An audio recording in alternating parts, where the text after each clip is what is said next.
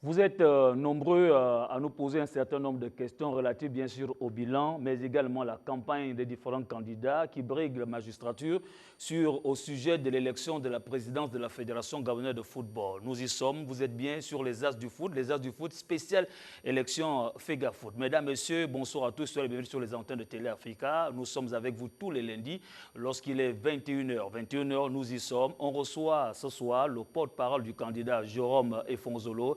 Avec lui, on va comprendre et apprendre le bien fondé de sa candidature, les motivations. Mais avant, Solange Pambo est à mes côtés, toujours avec nous, comme d'habitude, fidèle au poste. Solange Pambo, bonsoir. Bonsoir Rodrigue. C'est un plaisir toujours être avec nous au service du football. Plaisir partagé évidemment. Monsieur Albert Bourreau, bonsoir. Bonsoir. Merci beaucoup d'avoir accepté d'être parmi nous ce soir. C'est un plaisir. Vous représentez, je rappelle, le candidat Jérôme Efonzolo qui a sa deuxième tentative pour l'élection de la Fédération gabonaise de football. Tout à fait. Mais nous vous remercions pour cette invitation et puis ensemble, nous allons certainement décortiquer le projet de notre candidat. Solange Pambo, Albert Bourreau, c'est une histoire du football gabonais. Claude Albert Morono est l'une des icônes, on va dire, aujourd'hui dans la sphère footballistique nationale parce que c'est un dirigeant connu, entraîneur. Il a entraîné des clubs de première division de notre championnat. Il a également pris aussi la tête de certaines sélections nationales gabonaises, notamment la plus prestigieuse des sélections qu'il a entraînées et qui a remporté surtout un trophée à l'échelle continentale, l'équipe nationale gabonaise des Panthères de U23 en 2011. C'est cela. Voilà, merci beaucoup. Solange Pambo, on tombe de plein pied dans le vif du sujet. D'abord, qui est Efonzolo?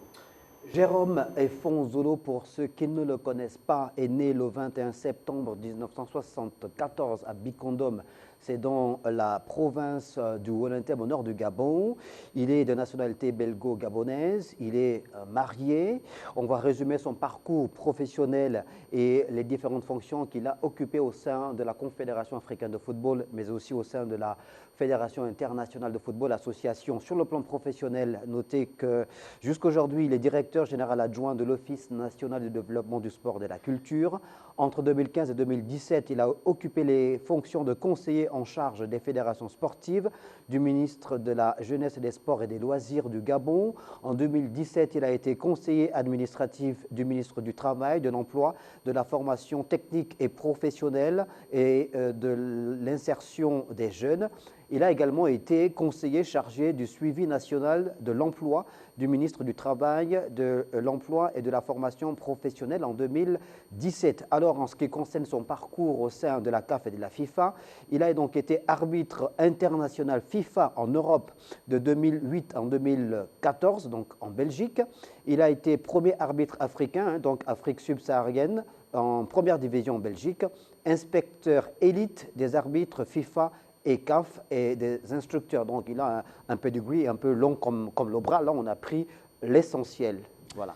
Claude Albert Bourreau, 4 ans d'absence après la dernière élection de Jérôme Efonzolo. Il revient 4 ans plus tard. Qu'est-ce qui peut justifier cette absence et des motivations également de son retour? Non, pas une absence. En fait, ça a été une revalorisation de ses acquis et la mise en exergue de ses faiblesses lors de la dernière élection de 2018. Et aujourd'hui, en fait, il revient, redynamisé, avec tous ces éléments, avec une nouvelle équipe, avec des hommes et des femmes disponibles et prêts à aller jusqu'au bout, jusqu'au 16 avril, et pourquoi pas être présent à la Fédération gabonaise de football. En 2018, il termine deuxième au peloton de tête lors de cette élection. Est-ce que vous, derrière Pierre-Alain Mungengui, est-ce que vous pensez que Jérôme Efonzolo a toujours les cartes en main? Bien, sachant qu'une élection, en fait, normalement se vit par rapport au projet du candidat qui va le présenter, c'est ce qui est souhaitable. Parce qu'aujourd'hui, nous sommes dans une position critique en matière de formation, en matière d'infrastructure et en matière de résultats. Et notre candidat, à savoir Jérôme Efonzolo, a pris la mesure de tout cela et a mis en place donc un projet axé sur 5 points, à savoir la redynamisation des organismes sportifs nationaux, donc c'est-à-dire les sous-ligues, les ligues, la LINAF et voire même la fédération. Ensuite, le deuxième point, c'est sur le relèvement du niveau du football national. Et là-dedans, nous rentrerons donc dans les différentes compétitions, les catégories, le genre masculin et féminin. Le troisième axe, en fait, concerne un peu la prise en charge de ces acteurs sur le plan sanitaire, d'un point de vue, et d'autres sur le plan social. Bien entendu, il y a aussi le pan sur la réinsertion des sportifs ou des footballeurs en fin de carrière, sinon presque en fin de carrière. Donc, il y a tout un projet. Et le quatrième, donc, ce sont les moyens de sa politique, qui nous semble quand même important. Et puis, le cinquième point, c'est sur l'éthique. Aujourd'hui, nous savons que nous sommes quand même dans une situation critique, défavorable sur le plan national et sur le plan international. Donc, il faut mettre des mécanismes et trouver des voies et moyens pour sortir de cette situation. Voilà. Monsieur le porte-parole, avant de revenir sur Solange Pambo avec vous, vous gardez la main. L'un des maillons forts du discours de Jérôme Efonzolo, reconstruction, notre football. Est-ce que cela veut dire que tout est à rejeter ou à refaire? Bon, tout n'est pas à rejeter, tout n'est pas à refaire. Si vous regardez le premier axe, nous parlons de redynamisation. Ça veut dire qu'il y a une dynamique qui a été mise en place. Mais nous sommes là pour la redynamiser parce que nous constatons qu'il y a une léthargie depuis 8 années. Et si nous revenons un peu entre 1980 et en 90, nous avons eu des beaux jours de football. Il y avait des joueurs expatriés qui venaient au Gabon participer à notre championnat national en vue, bien entendu, de prétendre avoir une place sur l'échiquier international. Et nous avons eu donc commencé à avoir une baisse entre 90 et 2000. Et de 2000 jusqu'à maintenant, alors là, vraiment, la baisse s'est accentuée. C'est vrai que nous allons parler de la Covid, mais ce n'est pas le seul facteur. Il y a aussi le facteur de l'absence des compétitions des jeunes, c'est-à-dire de la base jusqu'au sommet. Aujourd'hui, lorsque nous regardons les sélections nationales, nous avons des difficultés pour essayer de détecter une vingtaine ou 30 joueurs. C'est difficile. Le filtre ne se fait plus comme il y avait quelques années. Rappelons-nous, en 1994, lorsque nous sommes arrivés en Coupe d'Afrique, en quart de finale, si on regarde bien l'organigramme ou l'organisation au niveau du football sur le plan national, il y avait à cette époque des petites catégories. Il y avait des minimes, il y avait des cadres. Voilà, entre 96. Mais 96 n'est que la finalité. Donc ça veut dire qu'on doit repartir 4 à 6 ans en avant. Donc ça veut dire en 90. Mais en fait, ces clubs et ces ligues qui, eux, les ligues aujourd'hui, qui sont à l'intérieur du pays, devraient normalement apporter leur travail, le fruit de leur travail, par, bien entendu, des éléments qui viennent en sélection provinciale d'abord et puis en sélection nationale. Merci. Donc, on va revenir avec vous, monsieur le porte-parole. D'abord, retracer ce qui va nous amener, le fil conducteur de cette émission. On va regarder les axes qui vont nous permettre de vous poser un certain nombre de questions et de comprendre les motivations du candidat que vous représentez. On regarde Solange Pambo avant de revenir avec vous. Alors, vous allez voir redynamisation des organisations sportives nationaux, relèvement du niveau du football gabonais, prise en compte des problèmes sanitaires et sociaux, moins de sa politique, bien sûr, éthique. Solange Pambo, on va commencer par la redynamisation. Coach, vous êtes évidemment le porte-parole du candidat Jérôme Efonzolo. Vous avez donc parlé tout à l'heure, mis en relief les éléments sur lesquels repose la vision, le projet du candidat Efonzolo, qui repose donc sur 5 axes principaux. Le premier est consacré donc à cette redynamisation des organismes sportifs nationaux. Vous avez commencé la campagne, vous étiez dans le nord du Gabon notamment. Dites-nous un peu dans quel état se trouvent ces organismes nationaux. Sportifs nationaux. Écoutez, c'est désolant de dire parce que ce que nous avons observé, c'est une bâtisse, c'est une maison, et je pense qu'il y a des travaux qui venaient même d'être faits, et nous avons été reçus. Une salle exiguë, difficile à recevoir une vingtaine de personnes. Je n'ai pas aperçu du matériel didactique, je n'ai pas vu du matériel administratif, peut-être que c'était dans les bureaux. Mais n'en demeure pas moins, je pense que pour ma part, c'est un bâtiment, mais ce n'est pas une ligue. C'est vrai que c'est écrit Ligue de football du Wellington, mais nous n'avons pas trouvé les attributs d'une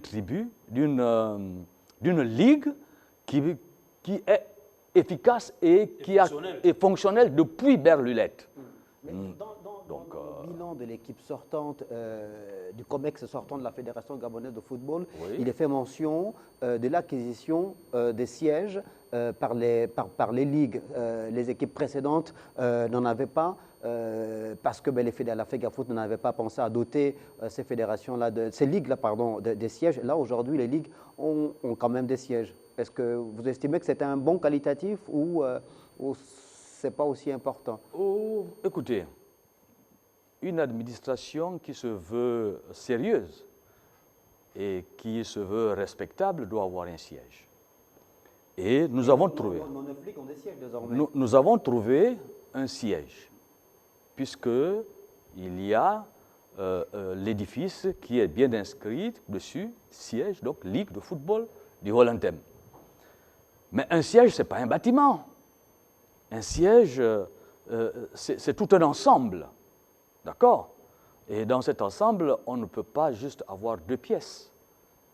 Les deux pièces sont certainement pour le président et le secrétaire général. Une ligue ne répond pas seulement à ces deux personnes ou une salle de réunion, non. Alors, Claude Mourou, vous, le candidat Jérôme Efonzolo, parle de redynamiser donc, ces différents organismes-là. Oui. Cette redynamisation passe par quoi? Écoutez, d'abord, il faut comprendre une chose, c'est que jusqu'à présent, à preuve du contraire, les ligues ou les présidents des ligues, les secrétaires généraux ont toujours fonctionné dans leur domicile. Aujourd'hui, le candidat sortant avait certainement apporté dans sa contribution ou dans son élan de campagne, avait doté ces ligues d'infrastructures de matériel informatique. Aujourd'hui, où est ce matériel? Il n'est pas dans le bureau de ligue, on ne sait pas où est-ce qu'il est. Alors, nous avons fait 3... Non, nous ne sommes pas rentrés dans le bureau, nous sommes restés... C'est pour ça que je dis nous n'avons pas vu le bureau, parce qu'il y a la salle de réception, normalement, on devait avoir un secrétariat, et puis bureau du secrétaire général, bureau du président, bureau du vice-président, du trésorier, et voire même du directeur technique provincial. Bon, comme je le disais, notre candidat, en fait, l'objectif que nous visons, ou qu'il vise, c'est quoi? C'est de restructurer ces ligues. Je vous dis, lorsque nous sommes allés à la Ligue du Moyen-Ogooué, on n'avait pas de place pour s'asseoir et pouvoir communiquer convenablement. C'est une salle qui ne peut pas recevoir plus de 20 personnes. Ce n'est pas possible. Alors, vous comprenez? Redynamisation, pour vous, ça passe par quoi? Ça passe par la construction de sièges dédiés aux ligues. Ça passe par quoi? Par l'achat des bâtiments que vous allez après rétrocéder aux ligues. Ça passe par quoi exactement? Ça passe d'abord par l'acquisition des surfaces. Donc des terrains nus. Des terrains nus auprès des instances habilitées. Deuxièmement, mettre en place ou sinon acquérir, d'accord, un titre foncier. Et lorsque nous aurons ce titre foncier, à cet instant, nous avons la possibilité de voir maintenant avec nos partenaires internationaux la faisabilité et la mise en place de ces différentes infrastructures. Et aujourd'hui, à ce qui me semble, il n'y a pas de titre foncier jusqu'à présent. On n'a pas demandé, on a essayé de nous renseigner. Les réponses que nous avons obtenues, c'est qu'ils sont en location. Donc, ça nous laisse comprendre que, au cas où la fédération n'honorait pas ses engagements vis-à-vis de ses bailleurs, la Ligue peut se retrouver expulsée. Donc, du coup, il y a un handicap, un sérieux problème. Alors nous... Pour vous, on est parti du stade, où les ligues sont parties du stade de SDF au stade de locataire, oui. vous voulez qu'ils deviennent Propriétaire. L'idéal serait qu'ils deviennent propriétaires. Et je venais de le décliner, c'est que nous allons d'abord, auprès des instances habilitées à pouvoir nous octroyer des terrains, des surfaces, ok, et ensuite obtenir un titre foncier, auquel cas maintenant nous allons voir nos partenaires qui vont nous aider à la mise en place de ces différentes ligues. Ça, c'est le premier point. Le deuxième point, sur le plan administratif, d'accord? Au niveau de l'administration, nous constatons que ce que nous avons vu lorsque nous sommes allés, nous n'avons pas aperçu du matériel informatisé. Mais vous étiez sur place, pourquoi vous n'avez pas directement échangé avec ces responsables de ligue? Pourquoi vous n'avez pas fait le tour du propriétaire, demander où était ce matériel? Bon, écoutez, nous sommes en campagne. Je ne pense pas que c'était le moment idéal de pouvoir fouiner dans les affaires d'autrui. Lorsque nous serons élus, nous aurons la possibilité d'aller sur place et de travailler avec ces différentes ligues. De un, pour identifier les besoins, ok. D'abord, recenser l'existant, identifier les besoins, et puis mettre en place une planification pour l'octroi, ok, par rapport aux besoins que les ligues ont émises. Donc là aussi, si nous arrivons, je pense que nous allons y arriver, ok, d'octroyer à chaque ligue, ok, un siège convenable, ok, appartenant à la Fédération gabonaise de football, un patrimoine en bonne et due forme. À cet instant, nous avons la possibilité d'octroyer tout le matériel nécessaire au bon fonctionnement, ok, de la Ligue des différentes provinces. Sur quelle période? 4 ans? Une Olympiade? Je ne pourrais pas le dire maintenant parce qu'il faut que nous puissions travailler avec notre responsable de patrimoine, d'accord, avec nos partenaires qui vont mettre en place un projet à court, moyen et long terme, mais en sachant bien que nous n'avons que le court et le moyen terme. Nous allons nous focaliser sur le court et le moyen terme. Maintenant, si les électeurs voient et puis se rendent compte que le travail qui a été prévu est réalisé, ok, à cet instant, ils pourront nous faire confiance pour un autre mandat. Qu'est-ce qui devrait permettre aux lecteurs qui vous suivent attentivement de croire à ces promesses? Quels sont les éléments? Bien. Les éléments, c'est d'abord, nous avons une volonté de bien faire. Oui. Ça, c'est un élément important.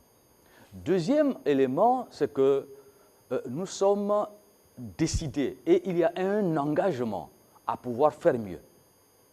Et troisièmement, lorsque nous regardons sur tous les plans le niveau du football actuel, d'accord, il y a quand même de l'amertume dans le cœur. Parce que nos jeunes, nos enfants, ceux-là qui doivent représenter la nation dans 5, 7, 10 ans, ne sont pas outillés à nous permettre de pouvoir nous retrouver comme en 2011 avec un trophée derrière. Je prendrai le cas. Nous voulons des résultats face à un joueur qui est en face de nous, qui a évolué depuis l'âge de 6 ans. Mais nous commençons notre formation à l'âge de 14 ans. Lui, de 6 ans à 14 ans, il a déjà un certain nombre, un bagage sur le plan technico-tactique. Nous n'en avons pas. On prend un talent, le diamant est pur, il faut le nettoyer. Et nous voulons avoir de bons résultats, ou sinon gagner des matchs contre ce genre de joueurs. C'est difficile, c'est vrai, ça peut arriver, mais ça ne sera pas pérenne. Vous comprenez? Donc il y a tout un processus qui est important à mettre en place. C'est pourquoi nous parlons de la redynamisation des ligues. Prenons, vous voyez, nous sommes allés tout récemment à Langounier. L'enfant, le jeune joueur qui est à Libreville, il se lève le matin de sa chambre et dans sa chambre, il a sa douche. Il se lève de sa chambre, il va dans sa douche, il se nettoie, etc. Il n'a aucun effort comparativement à celui qui est au village, qui est à Langounier. Lui, il se lève le matin, il traverse peut-être 1 kilomètre pour aller puiser de l'eau au bas-fond, dans la rivière, et il remonte cette colline. Vous voyez déjà l'effort qu'il a fait. Vous voyez déjà la persévérance qu'il a, comparativement à celui qui est en ville. C'est ça ce que nous voulons. Et nous voulons cette persévérance-là. Nous voulons ce dynamisme, nous voulons cette volonté, okay, d'aller prendre ce dont j'ai besoin. Mais quand nous sommes dans la maison, il se satisfait de ce qu'il a. Donc, il fournit aucun effort, alors que celui qui est au village fournit vraiment des efforts intenses pour atteindre ses objectifs. C'est ça. Si toutes les ligues sont mises en place et que, dans le cadre du relèvement du niveau du football sur le plan national, chaque ligue fait son travail, a les moyens adéquats et accomplit ses attributions, les petites catégories, suit l'évolution et l'acheminement de ces catégories jusqu'à un certain niveau et jusqu'à arriver en équipe nationale, je pense que nous allons y parvenir. Aujourd'hui, j'ai posé la question à certaines ligues, dites-moi, l'indicateur de performance que vous avez, un indicateur que je vous donne, vous avez combien de joueurs en sélection nationale? Combien de joueurs gabonais issus des championnats locaux sont en équipe nationale? N'eût été des joueurs qui se sont expatriés, qui ont évolué à l'extérieur, on n'aurait pas une sélection nationale. Vous comprenez? Il y a un problème. Et ce problème, je pense que, comme vous le disiez, c'est une volonté, une ferme volonté de faire mieux, une ferme volonté d'aller de l'avant, une ferme volonté d'éclore, de pouvoir éclore les talents qui existent et ils sont là. Au-delà de la candidature de Jérôme Efonzolo, je voudrais quand même rappeler que vous étiez directeur technique de l'équipe à la Fédération gabonaise de football. Qu'est-ce qui vous a manqué pour réaliser, pour mettre en place ce système? 2007-2011. Suivez? Oui. L'équipe de 2011, sinon cette sélection, nous avons commencé à la travailler en 2007, dès que j'ai pris mes fonctions. Et je vous dis que nous avons été, puisque nous avons mis un collège d'entraîneurs en place, et nous avons été boycottés. Par qui? Je ne citerai pas les noms. Premier boycott, c'est quoi? Ça veut dire que nous avons mis une politique en place, nous avons mis un concept en place, une philosophie. Pourquoi? Comment nous l'avons déterminé? Nous avons pris tous les matchs avec le coach Kossi, avec le coach Pambo, lors des dernières Coupes d'Afrique, des cadets et des juniors.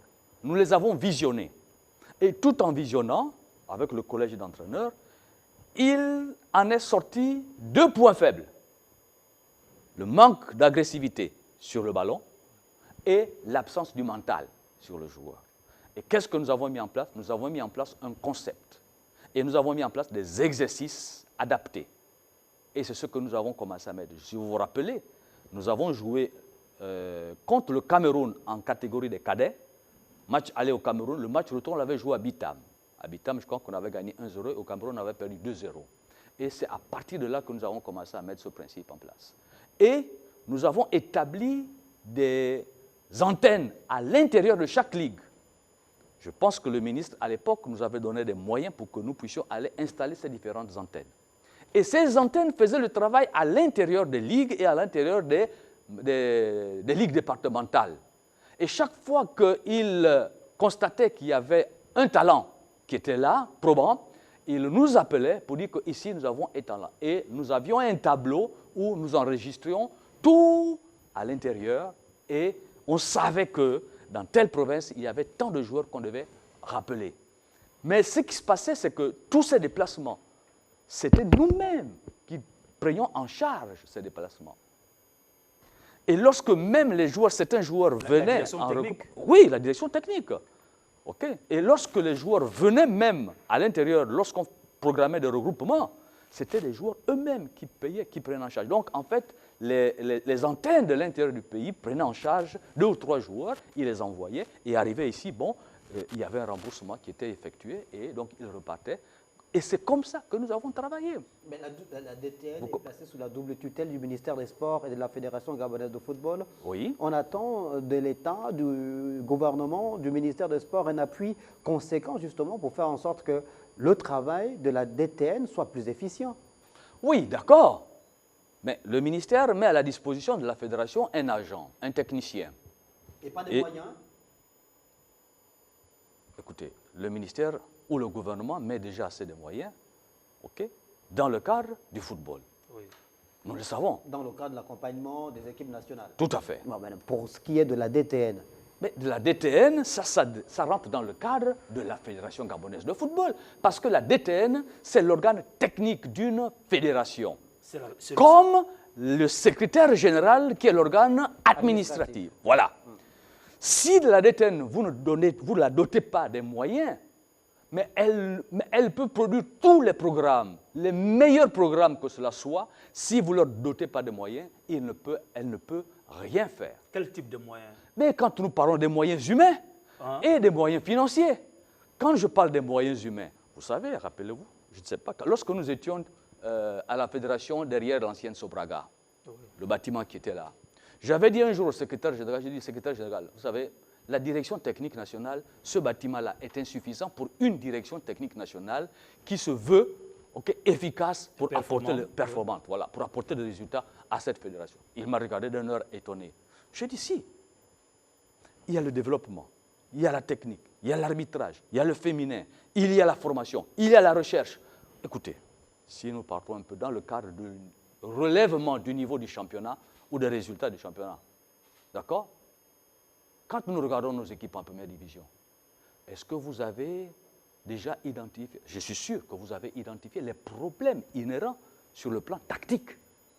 Vous savez pourquoi il y a des problèmes tactiques? Pas de formation à la base. C'est parce que la technique n'est pas affûtée. C'est la direction technique qui devrait permettre... Tout à fait, tout à fait, tout à fait. Vous comprenez? Donc, nous sommes en train d'aller dans le même sens. Ça veut dire que si la direction technique n'a pas de moyens d'observation, rappelez-vous, M. Bicalé, je suis venu vous voir une fois pour dire est-ce qu'on peut avoir des matchs de première division? Parce que nous voulons travailler avec ça. Nous étions obligés de fonctionner comme ça avec nos moyens de bord, nos connaissances. Est-ce que vous avez porté ces manquements, ces observations à l'attention du comité exécutif de la Fédération gabonaise de football? Bien sûr, bien sûr, bien sûr. Mais, cher ami, vous comprenez que vous n'êtes pas au COMEX. Vous êtes dans une commission, la direction technique nationale. Et vous présentez, on vous demande de faire un projet, par exemple, d'un tournoi. Et puis vous faites le projet avec les trésoriers et tout, dit voilà ce que nous voulons, voilà, voilà, voilà. Bon, les techniciens travaillent sur le format, etc. et tout ça là. L'objectif, détection. D'accord. Et puis bon, le COMEX dégage les moyens. Vous savez pourquoi j'étais intéressé par ce projet? Dites-nous. Parce que je suis au COMEX. Vous comprenez? Oui. Ça veut dire quoi? Ça veut dire que je propose, je décide et j'agis. Alors qu'avant, on propose et on attend. Si ça vient, tant mieux. Mais la plupart du temps, quand ça venait, c'était toujours le tiers. Et on vous dit, débrouillez-vous. Vous comprenez? Je vous rappelle, lorsque nous étions au tournoi de Lambaréné, j'ai vu le comité en leur disant, écoutez, il nous manque des moyens de transport pour transporter les équipes avant les matchs. On m'a répondu, oui, mais quand nous on jouait au foot, on ne nous transportait pas, on venait à pied, on marchait à pied. Et vous savez, à cette époque-là, le ministère de la Jeunesse et des Sports avait doté la direction technique nationale d'un pick-up. Et j'étais obligé de transporter les joueurs avec ce pick-up-là. Au tournoi de Lambaréné. Au tournoi de Lambaréné, du début de la compétition jusqu'à la fin de la compétition. Vous comprenez? Où sont les moyens? Il n'y en a pas, on vous dit qu'il n'y en a pas. Monsieur le porte-parole, on va évoluer progressivement pour le deuxième axe, de cette émission. Pilier du projet de Jérôme Efonzolo, qui lui est consacré au relèvement du football national. Quelle stratégie mise en place par Jérôme Efonzolo pour relever ce football national? Bon, écoutez, en termes de stratégie, je ne peux pas parler. D'accord? Non, vous êtes en campagne. Nous sommes en campagne. Mais en termes de stratégie, attendez. On va avoir une idée précise sur... Oui, non, je vais en parler, je vais en parler. Mais je ne vais pas aller en profondeur, d'accord? Les grandes lignes de votre stratégie. stratégie. Oui, mais c'est ce que je dis. Parce que quand il parle de stratégie, ça m'amène à une autre dimension. Je préfère juste donner les grandes lignes. Les grandes lignes, c'est quoi? Dès que les ligues nationales, les ligues provinciales sont installées et que nous avons une antenne à l'intérieur de cette ligue, et il a un contrat, un objectif ou des objectifs à atteindre, un cahier de charges. Il faut qu'il l'atteigne. S'il ne l'atteigne pas, allez, on le met dehors, on prend quelqu'un d'autre. Parce que nous avons des objectifs à court terme qu'il faut qu'on atteigne. Et ces objectifs, c'est quoi? Est-ce que le relèvement du niveau du football gabonais passe nécessairement par les ligues? Est-ce que ce n'est pas un problème du modèle justement pratiqué, par lequel on pratique ce sport dans notre pays. Évidemment que vous êtes un acteur important dans le domaine. Vous avez pris part à quasiment toutes les grands-messes qui ont été organisées pour tenter de trouver des solutions pour relancer la pratique du football. La dernière, c'est au mois de mai 2021, je crois, les assises du football. Il y a des partenaires incontournables que sont la Fédération gabonaise de football, la Ligue nationale de football, et même l'État, puisque c'est l'État qui finance la pratique du football dans notre pays en ce qui concerne le football d'élite. Alors, ce relèvement-là, est-ce qu'il n'est que l'affaire des ligues? Le relèvement du niveau du football. Le relèvement du niveau du football commence par les ligues. Aujourd'hui, pourquoi nous voulons réduire notre championnat de 14 clubs à 12? Parce que la qualité des joueurs, la qualité intrinsèque des joueurs, ne présente pas un football attrayant. C'est pourquoi nous n'avons pas de spectateurs sur le terrain. Alors, pour pallier à cela, qu'est-ce qu'il faut faire? Il faut de la formation des éducateurs et la formation des acteurs. Mais si nous ne commençons pas par les acteurs, nous allons avoir toujours des difficultés sur le plan tactique au haut niveau.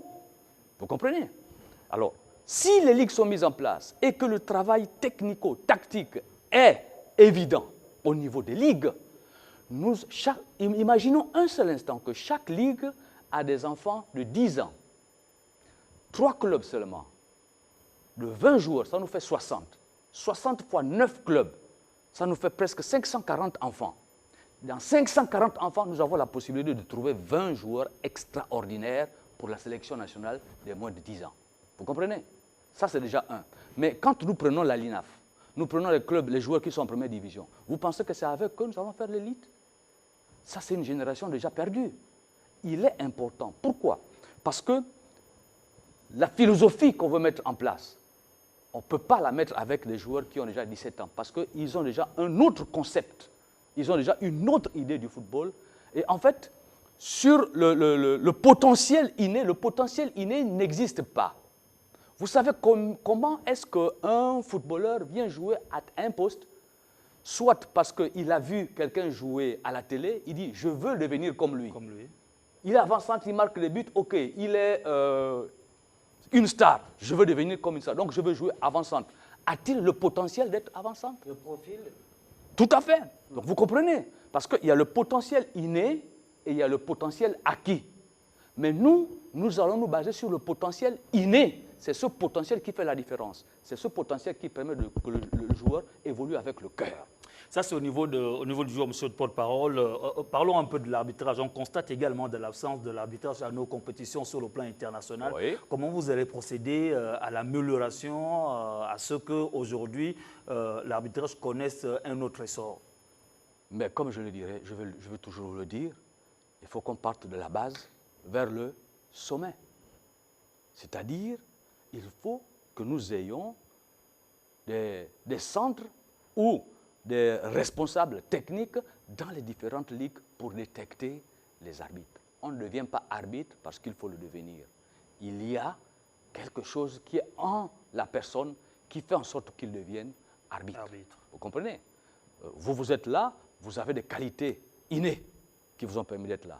Moi, je ne peux pas faire ce que vous faites. Vous non plus, vous ne pouvez pas faire ce que je fais. Parce que j'ai des qualités. Chacun dans son couloir. Chacun dans son couloir. Très bien. Vous comprenez? Donc là, nous commençons dans ce... Prenons le cas. Il y avait l'académie Jules Oualélé, n'est-ce pas? Oui. Tous ces élèves qui étaient dans cette académie, ont-ils réussi, ont-ils prospéré ou n'ont-ils pas réussi ou n'ont-ils pas prospéré? Eric Otogo est là, il a réussi. Il a commencé par où? Par une académie, oui. N'est-ce pas? Il a commencé à l'intérieur d'une ligue provinciale. Il a commencé à officier. Moi, j'étais officiel. J'étais arbitre de district. Et après, bon, je me suis réorienté. Vous comprenez? Oui. Donc, c'est par là que ça doit commencer. OK? Ici, à Libreville, nous sommes en fait le berceau qui reçoit pratiquement tous les joueurs qui reviennent de l'intérieur du pays. Vous comprenez? Mais ceux qui reviennent de l'intérieur du pays ne sont pas forcément les meilleurs. Voilà. Et donc, nous, ce que nous voulons mettre en place, au travers de la redynamisation des ligues, et ensuite, nous allons maintenant entrer dans le relèvement du niveau du football national et de l'arbitrage, comme vous l'avez dit, en mettant en place donc, ces structures de formation, d'abord de détection, de formation, et ensuite nous allons avoir des résultats. Regardez, rappelons-nous seulement, en 96, les résultats de 96, ces résultats partent d'où? Partent depuis 90, la formation de 90. Revenons derrière. Pourquoi ne voulons-nous pas mettre en place des structures ou des choses qui ont marché par le temps et qui ont apporté des résultats? Pourquoi nous ne voulons pas faire cela? Mais parce que le modèle économique qui a prévalu dans la décennie 80-90, c'est Oui. complètement délité à partir de 1990, on va dire. Oh, écoutez, moi, Est-ce que ce n'est pas ce délitement du modèle économique qui a fait en sorte que le niveau du football gabonais régresse considérablement? aujourd'hui, je constate que nous avons plus de moyens financiers au football qu'il y a 10-15 années. Pourquoi? Je vous assure, si nous prenons cette formation, si nous recadrons encore le travail avec l'OCSU, d'accord, avec les établissements, avec les ligues et avec les clubs, la base doit être importante. Si nous avons plus de 1000 jeunes, nous n'aurons pas de problème pour établir nos sélections de U10 jusqu'à A. Vous comprenez? Claude Morono, dans l'axe consacré au relèvement du niveau du football national, le candidat Jérôme Efon Zolo estime également qu'il faut un nouveau modèle de compétition. C'est bien ça? Oui. Un nouveau modèle d'organisation de compétition. Oui. Comment on peut le comprendre? D'abord, quelles sont les failles du premier modèle, Bien. modèle actuel? Je vous ai dit tout à l'heure que notre formation commence à l'âge de 14 ans. 14 ans. Aujourd'hui. Alors que les autres nations commencent à l'âge de 6 ans, voire 3 ans. Je me rappelle, j'ai assisté à une compétition, à un tournoi à Mazargues, à Marseille. Nous étions partis avec des U10 et des U12, donc des pupilles et des benjamins. Mais j'ai vu une demi-finale, d'accord? C'est-à-dire des jeunes enfants, sur le plan technique, il n'y avait rien à redire comparativement à notre championnat de première division. Sur le plan de la technique, sur le plan tactique, sur le plan mental, morphologie, ok? Et sur le plan, surtout sur le plan de l'intensité du jeu. J'ai pris un match, j'ai analysé le nombre de duels en 1 minute de jeu. Vous suivez, hein? Le nombre de duels en 1 minute de jeu. Il y avait 15 duels en 1 minute de jeu. Alors qu'en première division, à cette époque, nous avons mis en place une recherche. En 1 minute de jeu, il n'y avait qu'un duel. Claude Morono, ça on a compris. On est d'accord avec vous, on a parfaitement compris. Et je suis d'accord quand vous dites que ces dernières années, ou cette dernière décennie, il y a eu plus de moyens financiers qui ont été mis sur la table que dans les années 90, par exemple. Mais vous connaissez pourquoi? Justement, quel a été le résultat de l'utilisation de ces subventions, de ces fonds qui ont été mis à disposition des clubs de première division? Vous-même, vous aviez été entraîneur d'un club de première division. Qu'est-ce qui n'a pas marché pour que la LINAF n'arrive pas à mettre en place un championnat professionnel qui tienne la route et que ce modèle-là aille complètement en vrille? La faute à qui? À la Fédération gabonaise de football, à l'État qui a mis d'énormes moyens financiers, aux acteurs, aux dirigeants des clubs de première division. C'est à qui la faute? Bien. Il faut comprendre une chose, c'est que je ne dirais pas que c'est la faute à l'État. L'État donne une politique et ce sont les techniciens qui mettent cette politique-là en marche. C'est ce qu'a fait la LINAF et la Fédération. Mais vous et moi, nous savons déjà qu'entre la LINAF et la Fédération, il y a une guerre. La LINAF est la seule responsable en tant que telle de la gestion du championnat de première Nous sommes division. tout à fait d'accord. Nous sommes d'accord. Lorsque vous mettez en place une structure comme celle-là, il faut d'abord nous assurer que nous avons des hommes, ok, capables d'amener ce projet à bout. Aujourd'hui, nous nous sommes rendus compte que les hommes qui ont été mis là, pour diverses raisons, nous nous sommes retrouvés à cette situation. L'échec est consommé. Donc il faut qu'on reparte. Ce n'est pas parce que nous avons échoué une fois qu'il faut... Voilà, il faut, parce que là, nous avons identifié les difficultés ou les problèmes. inhérent à son dysfonctionnement. Donc, nous pouvons améliorer cela, ok, pour que le fonctionnement soit efficient. C'est pourquoi je dis, dans les différentes ligues, il faut qu'on insiste beaucoup sur les éducateurs, sur l'organisation et sur les hommes. Parce que vous savez, une institution, ok, n'est valable qu'au travers de ces hommes. La volonté, l'engagement. Mais quand nous regardons les résultats ou la finalité ou les effets, ok, de cette professionnalisation, eh bien, on se retrouve avec des dettes criardes.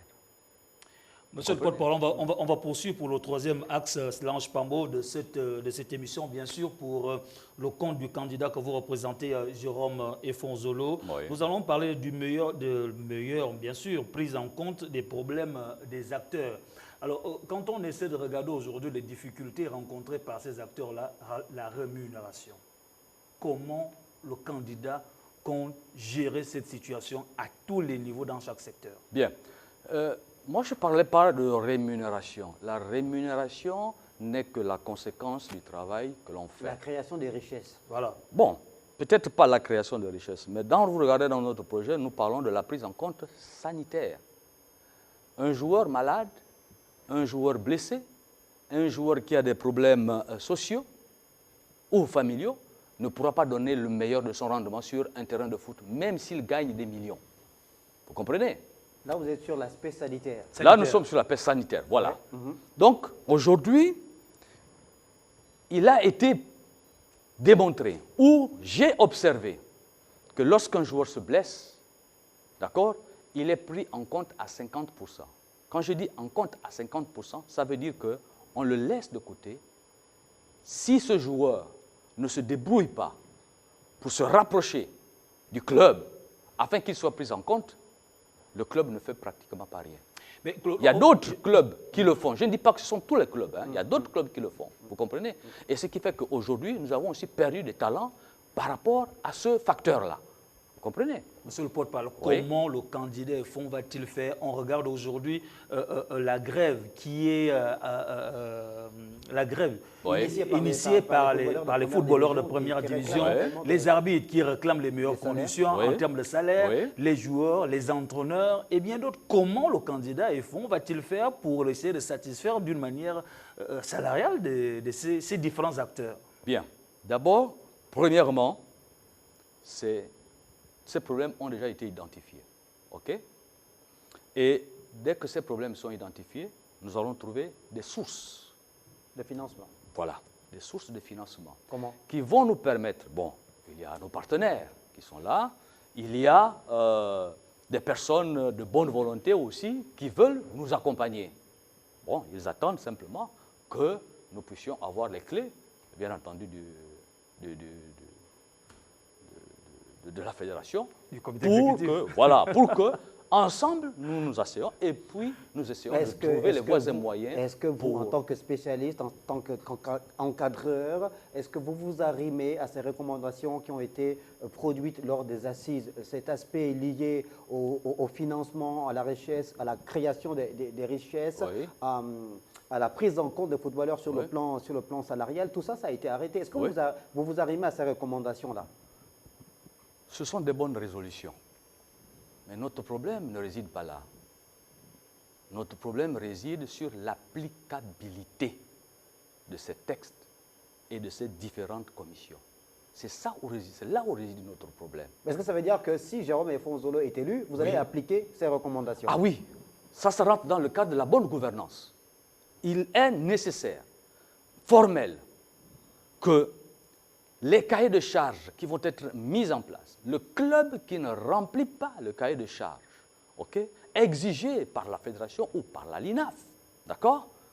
C'est sûr et certain que ce club ne peut pas prendre part à notre championnat.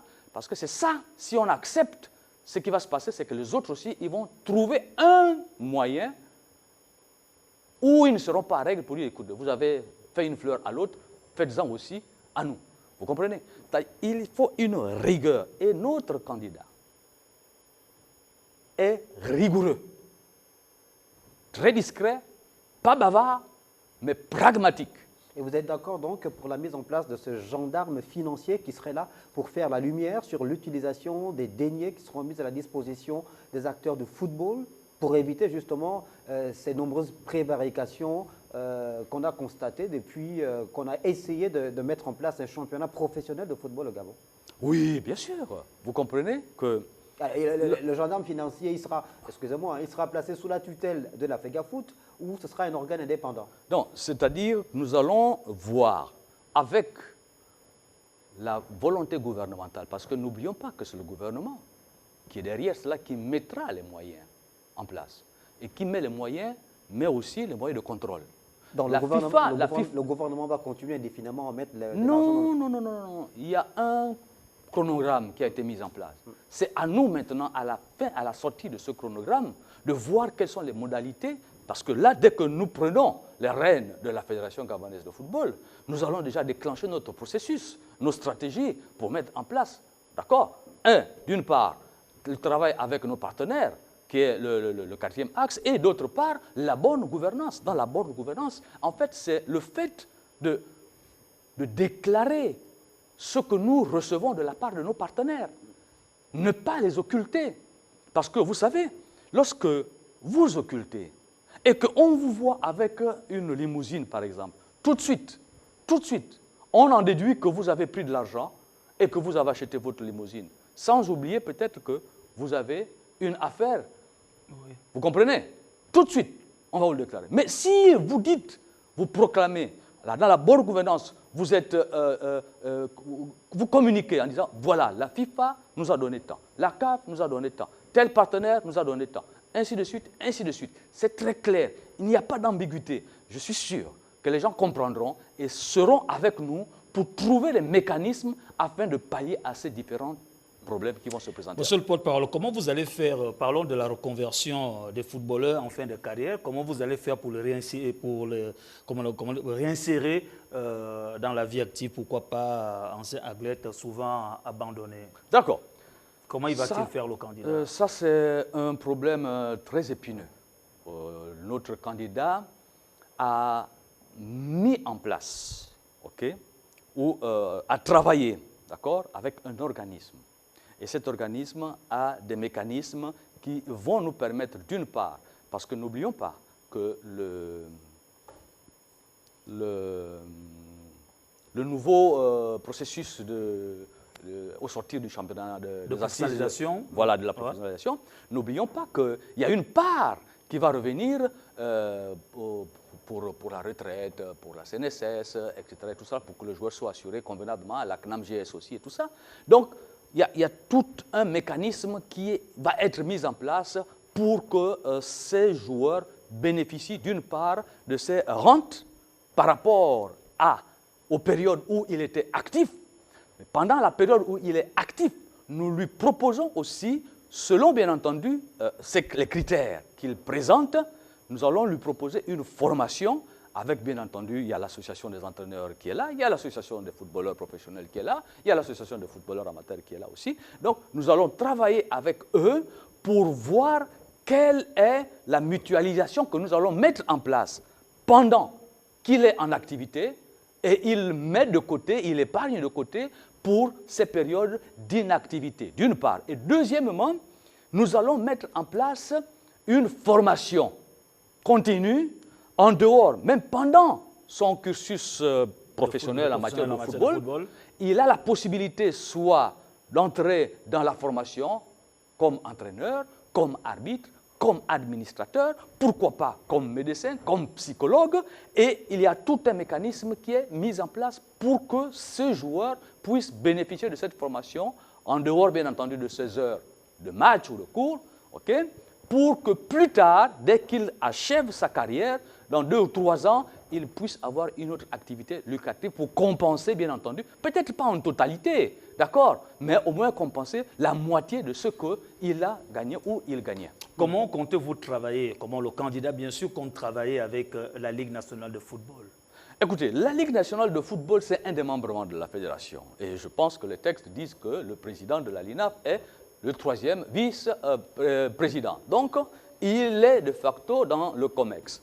nous travaillerons normalement en collaboration en mettant à leur disposition les éléments, sinon les techniciens de la direction technique nationale, pour les différents programmes, pour les différentes compétitions. N'oublions pas que la LINAF a ses compétitions, mais n'oublions pas aussi que la fédération a des compétitions. Donc, il faut harmoniser toutes ces dates pour que le championnat ne souffre d'aucune altération. Claude Borouno. On va aborder le quatrième, le quatrième axe des moyens de la politique et de redynamisation du football. Solange Pambo, des questions. Oui, une question très simple. Vous avez donc consacré le quatrième axe du projet, de la vision de Jérôme Mfonzolo aux moyens que vous mettez en relief pour redynamiser le football national. Et vous mettez l'homme au cœur, au centre de ces moyens-là. Pourquoi ? Bien, parce que vous pouvez avoir des moyens financiers, vous pouvez avoir du matériel. Si l'homme n'y est pas, rien ne peut avancer. Et comment ça se définit? Ben, ça se définit par le fait de mettre en valeur l'être humain. Lui donner les possibilités de pouvoir s'épanouir dans le cadre, sinon dans son couloir. Et là, vous parlez de qui? Des encadreurs, des formateurs? Je parle de tout le monde. Vous leur donnez quoi? Je parle de tout le monde. Vous leur donnez quoi? Nous sommes dans le cadre de la recherche, ou bien les moyens non, de notre... On a les moyens, non, les moyens de la politique du candidat. Notre politique, voilà. Au niveau de la redynamisation. Voilà. Je ne peux pas vous dire en termes, mais ce qui est sûr, c'est qu'il y aura une motivation. On ne peut pas faire travailler quelqu'un et sans lui donner en retour, la compensation de la sueur, de la transpiration qu'il a. Vous comprenez? Donc, il y a ce processus qui est mis en place et qui est évident. Mais ce qui est sûr, c'est que dans un premier temps, nous n'allons pas le faire à tout le monde. Il y a, comme je vous le disais tout à l'heure, tantôt, nous allons nous asseoir avec nos partenaires et nous allons mettre en place un chronogramme à court, moyen et dans le long terme. Mais nous ne regardons pas pour le moment le long terme. Ce qui nous intéresse, c'est le court et le moyen terme. Vous comprenez? Et donc, quand ça sera mis en place, nous allons procéder d'abord à un appel d'offres dans les différentes commissions et dans les différentes techniques, différents départements, pour que nous ayons des personnes ressources. Et ces personnes ressources doivent travailler, et avec un cahier de charges prédéfini. Et au sortir de là, en retour, il y a une compensation. Vous comprenez? Et je suis sûr qu'au sortir de cette compensation, le monsieur qui sera à un poste bien déterminé donnera le maximum de lui-même pour que le cahier de charges soit effectivement rempli. Restons dans les moyens. Oui. La FIFA met énormément par le canal de sa subvention, Solange Pambo. Comment cela va être reparti lorsque la FIFA met les moyens à votre disposition, mettra les moyens à la disposition du candidat Mfonzolo? Comment ça va se faire et qui est en mesure de bénéficier de ces subventions au niveau de la Fédération gabonaise de football? Bon, ce qui est sûr, c'est que vous avez déjà dit que la FIFA met d'énormes moyens. C'est un de nos partenaires. Oui. Bien, la CAF aussi est un de nos partenaires, non négligeables. L'État est aussi un de nos partenaires. Ce sont des partenaires non négligeables. Mais nous allons trouver d'autres sources de financement dont je vous ai fait état tout à l'heure, qui vont nous permettre, là je pense que vous m'avez posé une question, donc tout est à reconstruire. Non, comme je disais, il y a des choses qui sont faites, mais nous pouvons les améliorer. Par exemple, la boutique, ok? Oui. Mais la boutique qui est là. Mais il y a des éléments qu'on peut mettre à l'intérieur. Comment vous trouvez l'initiative? Elle est très bonne. Merci. Ok, elle est très bonne. Mais maintenant, il est important de pouvoir encore accentuer, sinon améliorer ou augmenter. Voilà, multiplier ce genre d'action. Pourquoi ne pas le faire même au niveau des ligues? Vous comprenez? Même dans les arrondissements aussi, voilà, pourquoi pas? Dans les arrondissements. Bon, je ne dis pas qu'on va le faire en 4 ans. Non, non, non. Ça, ce sont des idées. Ok, on ne sait jamais. Hein? Et ensuite, lorsque la FIFA donne des moyens, mais ces moyens ont une ligne budgétaire. Chaque ligne budgétaire est bien définie. Mais écoutez, nous mettons simplement en application ce que la FIFA nous recommande. C'est tout. Et ce qui est sûr, c'est que si vous me donnez ce portable en disant que tu ne l'utilises que de 18h à 19h, et que si je l'utilise maintenant à 22h, tu vas dire, hey, doucement là. Vous comprenez? Vous avez un droit de regard. Vous comprenez? La FIFA a un droit de regard. D'accord?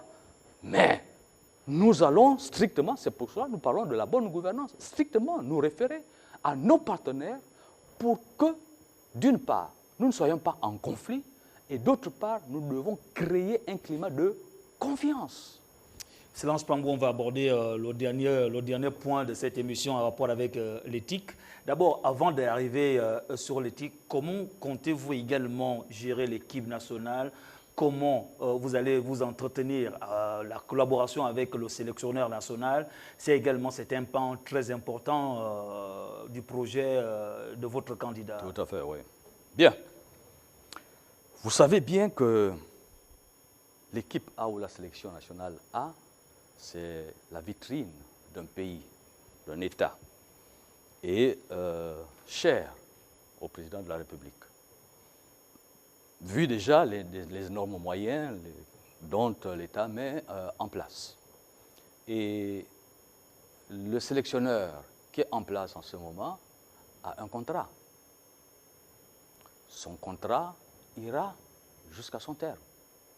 Et nous avons la possibilité de voir maintenant quelle est la personne habilitée à prendre cette sélection nationale, d'une part, ou bien, pourquoi pas, si les résultats sont acceptables, ok, pourquoi pas le reconduire? Il y a un phénomène aujourd'hui, le changement des sélectionneurs. Les équipes optent déjà pour des sélectionneurs locaux. Oui. Est-ce que vous avez cette idée? Est-ce que ça rumine autour de vous? Bon, écoutez, c'est vrai que le candidat Jérôme Efong-Zolo, avec son équipe, réfléchit. Mais ce sont des propositions qui seront faites au moment opportun. Je ne peux pas en parler là, mais je sais que la réflexion est là. D'accord? Oui. La réflexion est là. Pourquoi? Parce qu'il y a, d'une part, un gain en termes financiers. Oui. Il y a un gain en termes de temps parce que le local, il connaît le championnat et c'est vrai qu'il y a le joueur expatrié, il aura la possibilité, si on lui donne les moyens, il aura la possibilité de se déplacer pour aller superviser les joueurs à l'extérieur et pourquoi pas créer un pôle dans différents pays où sont le maximum de nos joueurs. Je vous coupe un instant, permettez-moi. Oui. Vous êtes vous-même ancien sélectionneur de l'équipe nationale gabonaise de football. Quand vous parlez de gains que ça rapporterait si jamais on optait pour un sélectionneur gabonais à la tête des Panthères de Gabon, est-ce que vous n'êtes pas finalement en train de peut-être remettre en cause, mais bon, peut-être en train de revoir à la baisse les efforts qui sont faits par ces sélectionneurs gabonais? Vous-même, vous avez été dans ces conditions-là. On a vu comment l'ancien sélectionneur Alain Dacosta Suarez a été traité à un moment jusqu'à ce qu'il prenne sa retraite. Est-ce que c'est raisonnable que le sélectionneur national, parce qu'il est gabonais, soit payé en monnaie de singe? Non, je voudrais dire que c'est question de volonté. Alain Dacosta est là. Il n'est pas encore décédé. Qu'est-ce qui empêche la fédération de prendre une enveloppe et d'aller le donner pour service rendu?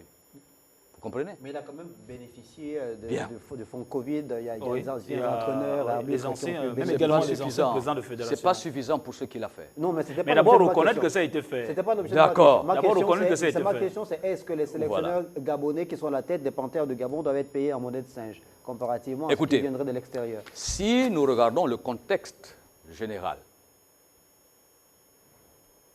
un technicien national et un technicien expatrié, les contrats ne sont jamais les mêmes. Non, je suis d'accord sur le point. D'accord? Donc ce n'est pas... On connaît un peu ce que gagne Aliou Cissé aujourd'hui, le sélectionneur des Lions de la Teranga du Sénégal. Vous avez été sélectionneur de Gabon, je ne pense pas que vous ayez touché... Vous avez également subi, voilà. Ça c'est le Sénégal. Et pourquoi pas... Le Gabon peut faire la même chose. C'est pour cela que nous avons dit, c'est pour cela que je l'ai dit tout à l'heure, que nous sommes en réflexion. Vous comprenez? La réflexion ne provient pas d'une seule personne. La réflexion provient du COMEX, de la direction technique nationale, et voire même des partenaires. Parce que n'oublions pas que nous avons aussi nos partenaires qui sont là, qui ont aussi un avis à pouvoir donner. Vous comprenez? Voilà. Coach, alors l'axe 5, l'éthique.